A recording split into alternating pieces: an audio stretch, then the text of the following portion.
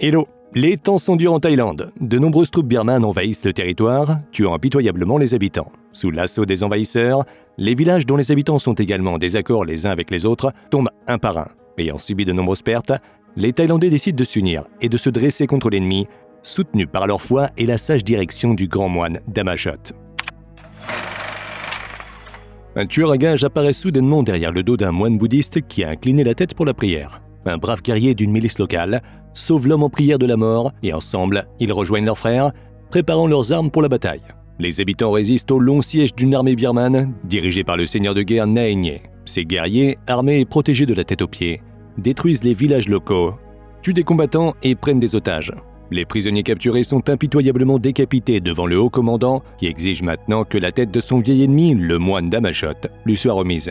Brisées par le chaos de la guerre, les tribus locales se battent aussi entre elles.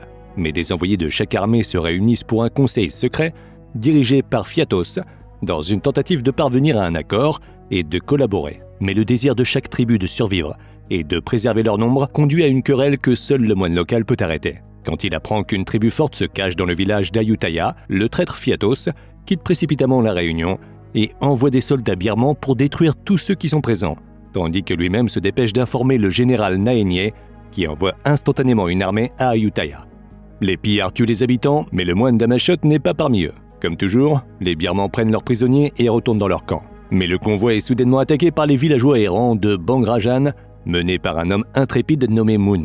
L'escouade attire les occupants dans les bois, où ils sont pris dans une embuscade armée, et les guerriers parviennent à vaincre l'armée ennemie dans un combat féroce et à libérer les prisonniers survivants. Après avoir passé la nuit à un feu de camp, Moon et ses hommes retournent à la colonie le matin, où ils sont accueillis par le moine Damachot. Avant qu'ils ne puissent reprendre leur souffle après le long voyage, certains des hommes se remettent immédiatement au travail, tandis que Daen part voir Shaba, sa bien-aimée. Le gars a l'intention d'épouser la fille, et il se prépare à demander sa main à sa mère pour qu'elle puisse donner son accord. Moon passe son temps à la maison avec sa femme, Chanbi. Le héros craint pour la nourriture qui se raréfie chaque jour, comme il accueille tous les prisonniers sauvés. Pendant le dîner, l'homme donne sa part à un couple âgé et sans défense. Un autre guerrier nommé Tot cueille des herbes médicinales le soir et les présente au moine. L'homme le consulte sur ce qu'il faut faire ensuite.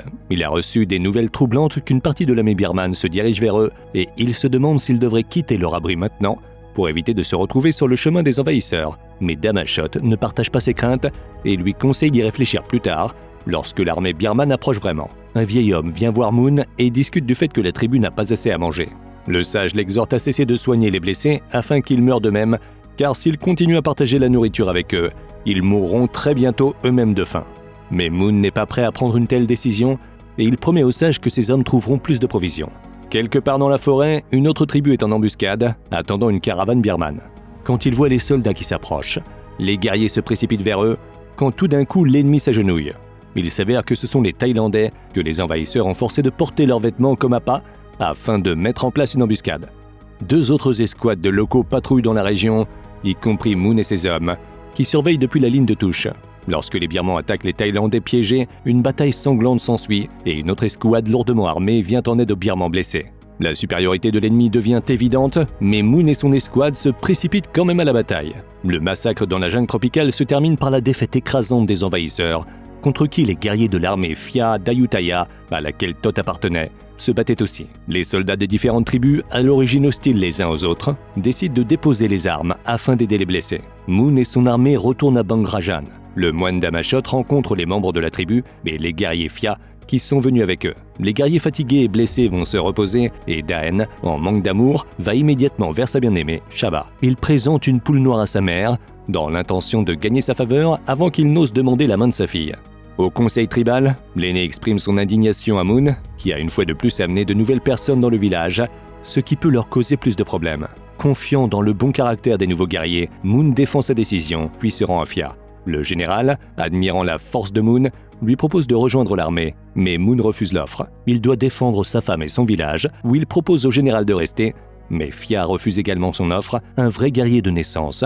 Il ne connaît pas le labeur et la routine d'un fermier. Les filles du village s'occupent des soldats de Phia blessés et elles leur fournissent des médicaments et de la nourriture. Cette situation exaspère l'un des villageois, qui est mécontent que leurs biens, qui sont déjà à court, vont maintenant à des étrangers. Les hommes se disputent et une bagarre éclate devant l'aîné. Les rebelles sont calmés par l'un des soldats de Phia et l'instigateur arrête ses attaques. Immédiatement après le conflit, Phia convoque ses guerriers Le général leur ordonne de faire leurs valises pour se préparer à la bataille contre les Birmans. Après avoir évalué le nombre de survivants, Phya se rend compte qu'il lui faut plus de combattants, donc il se dirige vers le moine Damashot dans l'espoir d'avoir de l'aide. Son chemin est bloqué par le belligérant Moon et ses hommes. Ces loyaux guerriers ont leurs armes prêtes pour sauter sur le général s'il avance.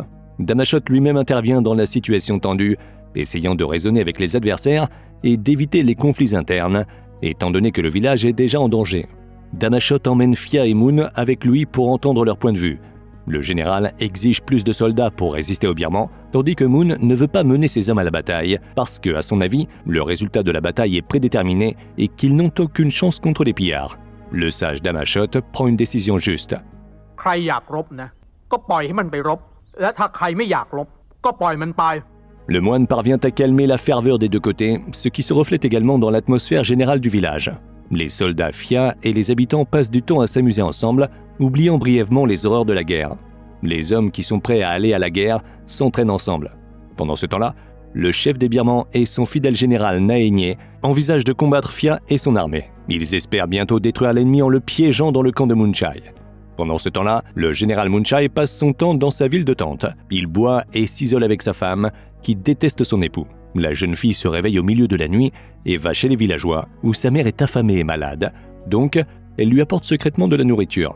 Un messager arrive au camp du général Munchai avec une lettre de Naengye, l'informant que le commandant suprême lui a ordonné de se battre contre le général Phya et son armée. À Bangrajan, la tribu se réunit pour le déjeuner. Ils servent à tour de rôle du riz fraîchement cuit. Le riz est distribué par la femme de Moon, qui se sent soudainement malade. Son mari, perturbé, la ramène à la maison, la forçant à se reposer. Il pense que la fille est épuisée par le manque de nourriture, mais elle dit à Moon qu'elle est enceinte. Ravi de cette nouvelle, Moon tente immédiatement de prédire le sexe de l'enfant à naître, promettant de l'aimer dans tous les cas, peu importe si c'est une fille ou un garçon. Mais la réalité du temps de guerre fait également que le héros s'inquiète de l'avenir de sa famille. Deux villageois du village voisin de Phina viennent voir le moine Damashot. L'homme et la femme ont été envoyés pour empoisonner le moine, mais il se repent au dernier moment et il l'empêche de manger l'offrande empoisonnée. L'homme explique qu'ils ont été forcés à faire ça par les Birmans qui ont capturé leur village et menace de tuer tout le monde s'ils ne suivent pas les ordres. Les Birmans eux-mêmes, quant à eux, se préparent à attaquer. Le commandant oisif Munchai dirige une armée de prisonniers capturés. Un messager s'approche de sa caravane pour lui dire qu'il n'y a aucune nouvelle de la mort du moine et Munchai lui ordonne d'honorer sa promesse d'exécuter tous les prisonniers du village de Phina. Son ordre est exécuté. Sous le couvert d'un repas tant attendu, les prisonniers se font servir de la nourriture toxique qui tue instantanément les prisonniers tourmentés. Le soir même, dans le village de Moon, les habitants observent une flamme alarmante dans le ciel au-dessus du village d'Ayutthaya, indiquant qu'une bataille féroce se déroule dans le village. Le lendemain matin, le général Phya tente de remonter le moral de ses soldats et de la population locale. L'homme les exhorte à cesser de se cacher et à lutter contre l'ennemi, qui tue de plus en plus de civils chaque jour.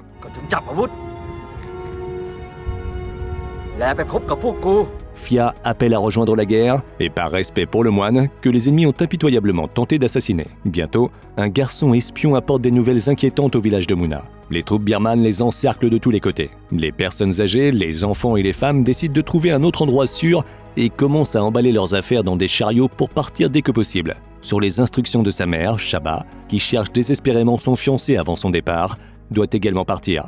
Mais Daena est introuvable, mais la jeune fille doit partir sans lui dire au revoir. Plus tard, l'homme rattrape la caravane, mais il est incapable de suivre sa bien-aimée car elle doit rester près du moine. Le couple doit se séparer, mais Daena promet de la retrouver quand la guerre sera terminée. Moon commence à se préparer pour la bataille. Les guerriers planifient, préparent leurs armes et conçoivent des tactiques offensives, tandis que l'armée birmane les approche inexorablement. Le moine Damashot bénit l'armée avant la bataille. L'heure est venue de se lancer dans une bataille sanglante. Les Thaïlandais sortent de leur cachette et se dispersent dans toute la forêt, regardant la formidable armée ennemie arriver. Les soldats attendent patiemment le signal, gelés sous la pluie tropicale. Le général Phya observe de près les Birmans, attendant le moment idéal pour attaquer, et lorsque la caravane ennemie atteint le groupe caché, Phya leur ordonne de se précipiter dans la bataille.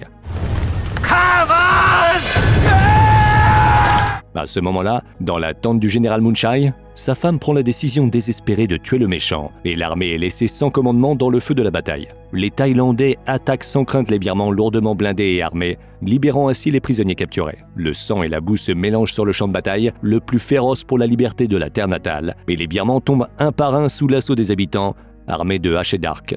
Des bombes artisanales sont utilisées contre les envahisseurs, dont l'onde de choc retourne le sol ensanglanté sous les pieds des adversaires et l'immense statue de Bouddha, que les Birmans ont désespérément traîné sur le champ de bataille, tombe d'une falaise au fond de l'océan. La bataille s'est finie. Les Thaïlandais enlèvent les corps de tous leurs compagnons d'armes tués et après avoir fait leurs adieux à chacun d'eux, se préparent pour la prochaine bataille. La première chose qu'ils font, c'est de construire une structure de levage en bois au bord de la falaise qu'ils utilisent pour tirer la statue de Bouddha au fond de la mer. Ça inspire les guerriers. Ils sont prêts à reprendre les armes et à l'aube, les envahisseurs, dirigés par le général Zuki, réapparaissent. Les colonnes minces et défendues se déplacent sans relâche sur les Thaïlandais épuisés. Mais au lieu d'attaquer, les Birmans envoient un messager avec une proposition. Le général Zuki est prêt à mettre fin à la guerre en échange de la vie du moine. Damashot s'avance immédiatement avec l'intention de se rendre à l'ennemi, mais les Thaïlandais, furieux de cette offre, commencent à se révolter, l'empêchant de partir. Mais l'humble moine est prêt à accepter son destin et se dirige résolument vers l'ennemi. Naigné, le général, conduit Damashot dans sa tente, où le moine appelle le méchant à s'arrêter, sinon les braves Thaïlandais massacreront son armée. L'homme vaniteux refuse d'écouter les paroles du sage et il lance la bataille. Les rivaux s'affrontent dans un combat féroce. Le bruit du métal et le crépitement des coups de feu résonnent sur le champ de bataille.